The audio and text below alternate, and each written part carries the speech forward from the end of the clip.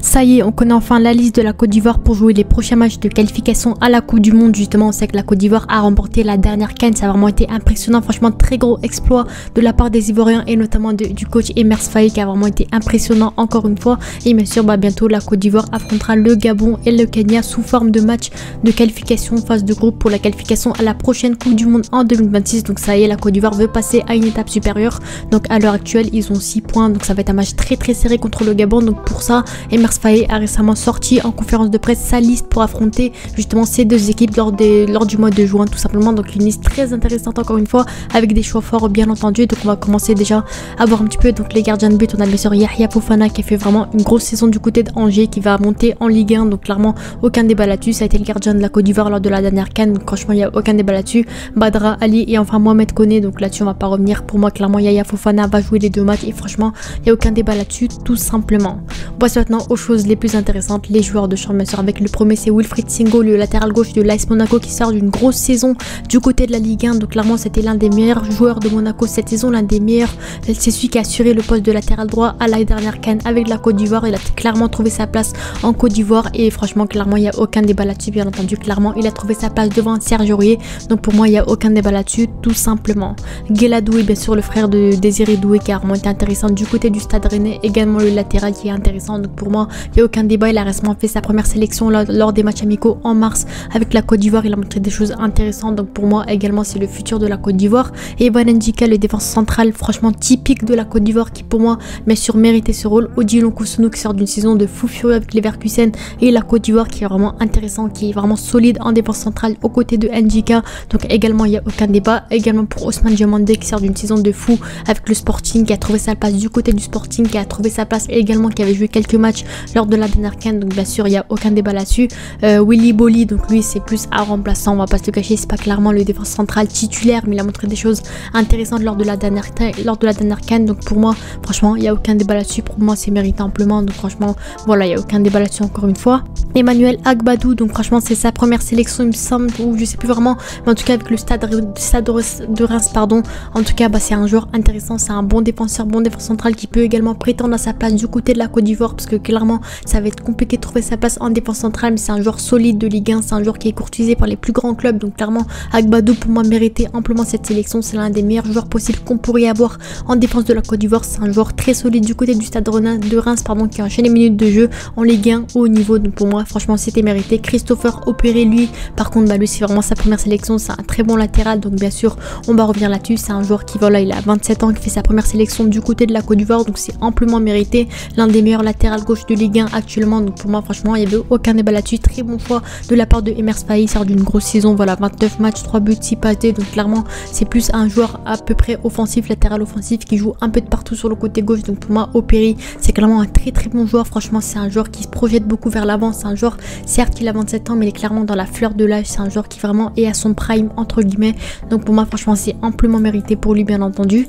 Et bien sûr le dernier défenseur Ghislain Conan, donc le latéral gauche de la Côte d'Ivoire, qui est vraiment très sous-côté. Donc c'est clairement que sa concurrence ça va être Opéry. Bien sûr j'espère voir du temps de jeu pour Opéry, mais il faut clairement parler de Ghislain Conan. On n'en parle pas beaucoup, certes il joue en Arabie Saoudite, voilà il n'est pas vraiment hypé, on le voit pas sur les réseaux, mais clairement ça a été un latéral très solide et un joueur bénéfique pour la Côte d'Ivoire lors de la dernière CAN. Il est toujours appelé, certes il joue pas dans un grand club, il n'est pas beaucoup médiatisé, mais pourtant c'est un joueur sur lequel on peut toujours compter. Donc clairement Ghislain Conan c'est un joueur à retenir encore une fois. On passe maintenant au milieu de terrain, le fameux milieu de terrain Franck Kessié, on va pas revenir là-dessus. Il sort d'une grosse saison du côté de El Ahly en Arabie Saoudite, donc voilà c'est mérité. Bien sûr Ahmed Traoré également, qui malheureusement n'a pas pu être présent lors de la dernière CAN à cause de maladies etc. J'espère qu'il est revenu en forme. Il fait une saison assez intéressante du côté de Naples. C'est un milieu de terrain qui est vraiment polyvalent, qui est vraiment intéressant. C'est un joueur à l'ancien de la Côte d'Ivoire. Donc pour moi Ahmed Traoré franchement c'est mérité bien entendu. Seko Fofana également, un pilier également, tout comme Franck Kessié. C'est un joueur très intéressant. Lui pareil il joue en Arabie Saoudite, mais pourtant il est toujours intéressant. Il sort une CAN de fou furieux lors de la dernière CAN,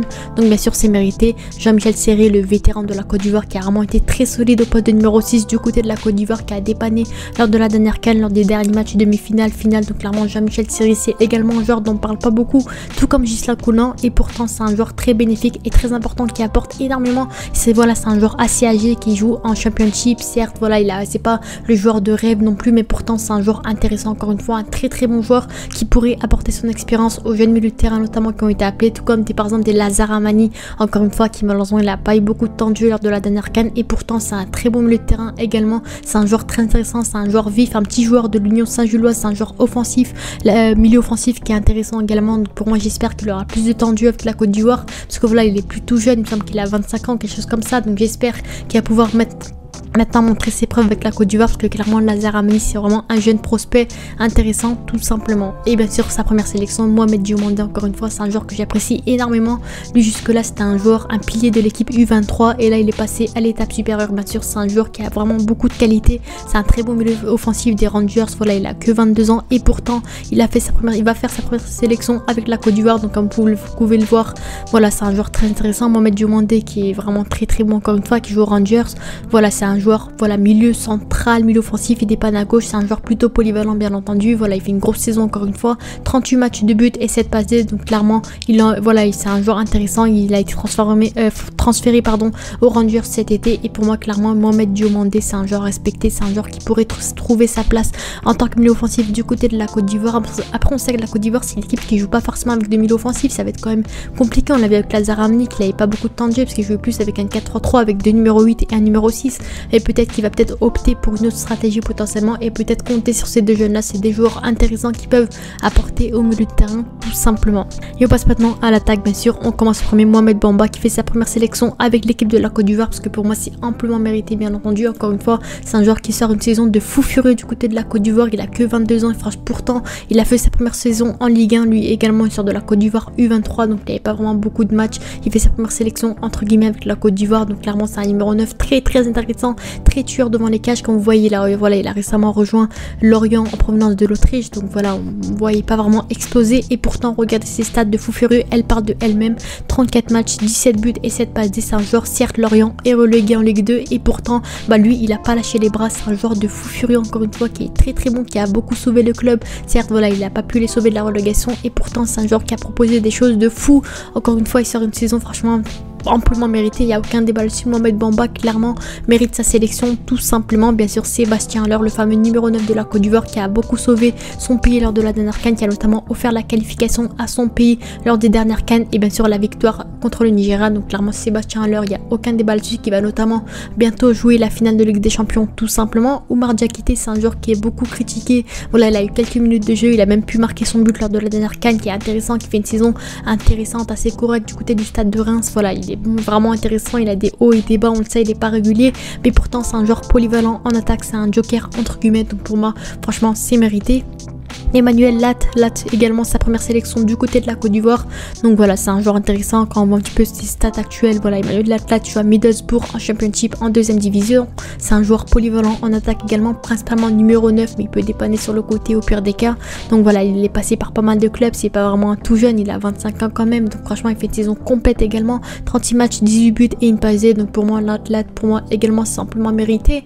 On passe maintenant bien sûr à Jérémy Boga, donc franchement encore une fois du côté de l'OGC Nice, il fait une saison intéressante, il n'était pas à son prime, ça a été quand même compliqué, il n'a pas eu beaucoup de temps de jeu avec la Côte d'Ivoire lors de la dernière CAN. Pour moi c'est un très bon ailier gauche qui peut apporter son expérience, son niveau de jeu, donc il n'y a aucun débat là-dessus. Nicolas Pepe également, qui a été assez décevant, on va pas se le cacher, lors de la dernière CAN, et pourtant il fait une saison assez correcte du côté de Trabzonspor. Moi je comprends pas forcément sa sélection, mais quand même c'est un joueur qui peut voilà offrir des choses sur le côté droit. C'est pas un joueur qui percute beaucoup, c'est pas un joueur qui crée beaucoup le jeu, mais voilà, il a été sélectionné peut-être pour son expérience, peut-être pour sa polyvalence, je sais pas vraiment, en tout cas il a été sélectionné. Simon Adjingra qui fait une saison de fou à Brighton, ça a été compliqué pour lui cette deuxième partie de saison. Sa première partie de saison a vraiment été impressionnante du côté de Brighton, il fait une CAN également très intéressante avec des passes D et des buts. Donc pour moi Adjingra c'est clairement le futur de la Côte d'Ivoire. Et enfin le dernier de la liste bien sûr, Evan Guessant.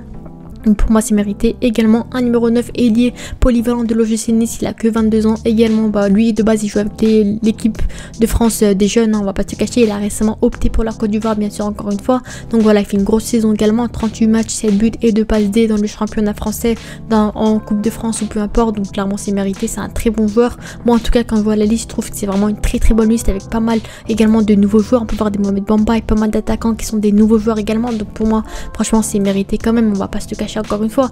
Mais voilà, peut-être que je trouve le seul problème c'est qu'il n'y a pas assez d'ailier, on va dire au pire des cas, peut-être il y a beaucoup de joueurs polyvalents, etc. Pour moi, peut-être il y a beaucoup trop de buteurs, il y aura trop de concurrence encore une fois. Donc bien sûr, on verra ça peut-être. Et bien sûr, voilà, Emers Faye n'a pas convoqué certains joueurs, donc des Serge Aurier, Ibrahim Sangaré, ça c'était une grosse surprise. Ça a été un joueur également qui a beaucoup apporté lors de la dernière CAN, mais malheureusement, lui il fait pas une grosse saison, c'est très compliqué depuis qu'il a quitté le PSV, il me semble. Ouais, depuis qu'il a quitté le PSV à Nottingham, ça a été très compliqué encore une fois en première ligue. Voilà, il a du temps de jeu quand même, 24 matchs de but, une passe D, mais quand même ça a été assez moyen son niveau de jeu. Voilà, le temps qu'il s'adapte, etc. Ça a été quand même compliqué parce que pour moi, clairement, c'est un joueur qui a beaucoup apporté à la Côte d'Ivoire. Quand un petit peu son âge, 26 ans, il est dans la fleur de l'âge. Tous les matchs qu'il a pu jouer avec la Côte d'Ivoire, pour moi, ça aurait pu être intéressant, mais malheureusement, ça a été un choix fort. Il n'a pas été appelé. Wilfried Zaha, lui, apparemment, il a des problèmes avec la Côte d'Ivoire, etc. Donc pour moi, pendant longtemps, il ne va pas être appelé. Jonathan Bamba, lui, c'est également compliqué encore une fois. Amad Diallo, pour moi, je suis quand même assez déçu parce que je l'attendais vraiment avec la Côte d'Ivoire parce que certes, il n'a pas eu beaucoup de temps de jeu, il n'est pas régulier avec Manchester United, il n'a pas beaucoup de temps de jeu, mais quand même, c'est un joueur qui peut beaucoup apporter. Pour moi, clairement, Amad Diallo, c'est l'un de mes cracks, l'un de mes joueurs préférés de Manchester 7 actuellement. Donc franchement, j'espère qu'il va pouvoir opter et jouer pour la Côte d'Ivoire ces prochains temps parce qu'il a quand même joué pas mal de matchs, quelques matchs depuis 2021. Donc clairement, j'espère qu'il va pouvoir trouver du temps de jeu même à Manchester ou dans un autre club au pire des cas la saison prochaine et revenir faire son comeback à la Côte d'Ivoire tout simplement. Et bien sûr d'autres joueurs comme des Datro Fofana également et Karim Konaté. Moi j'ai quand même été assez déçu sur le fait que Karim Konaté n'ait pas été appelé bien sûr. Donc lui il a 20 ans mais il sert une saison de fou, il a fini même meilleur buteur Autriche cette saison. Donc voilà, 38 matchs, 22 buts, 8 passés. Donc clairement c'est un joueur de fou furieux devant les buts. Après on a vu le problème, c'est le fait que c'est pas encore adapté avec la Côte d'Ivoire, c'est très compliqué en tant que numéro 9. Les peu de temps de jeu qu'il a eu, ça a été compliqué, il a été un peu transparent, donc voilà, c'est pour ça que il a peut-être pas été appelé. Mais quand on voit un petit peu l'effectif de fou furieux qui a été appelé par Emers Faye, on a clairement vu les choix forts qu'il a pu faire. Voilà, des Mohamed Bamba appelés, des joueurs comme ça, des Guessant, des Latz, des Mohamed Diomandé, Christopher Opéry. Pour moi clairement la liste est vraiment très belle à voir. Encore une fois, c'est deux confrontations qui restent quand même intéressantes, surtout contre le Gabon. C'est là que entre guillemets la finale va se jouer entre ces deux équipes, la qualification entre guillemets va se jouer. Et le Kenya, pour moi franchement c'est là où il faudra faire tourner l'effectif sans manquer de respect bien sûr au Kenya. Pour moi la Côte d'Ivoire est quand même au-dessus et bien sûr contre le Gabon ils joueront à domicile à Abidjan potentiellement, donc pour moi c'est une formalité. Il faudra bien sûr gagner ce match là, ils ont joué pendant un mois dans leur pays donc normalement ils sont habitués, ils ont pu gagner la CAN là-bas, donc j'espère pour eux qu'ils vont pouvoir se qualifier pour la prochaine Coupe du Monde parce que quand on voit clairement l'avenir et les joueurs de la Côte d'Ivoire, franchement il y a vraiment du beau potentiel et j'espère que la Côte d'Ivoire va pouvoir revenir comme à l'époque et se relancer et se qualifier potentiellement à la prochaine CAN tout simplement, la Coupe du Monde tout simplement. Donc voilà, c'était mignon, dites-moi vos avis en commentaire sur la liste etc. Sur ce, n'hésitez pas à vous abonner et à liker, à la prochaine. Ciao.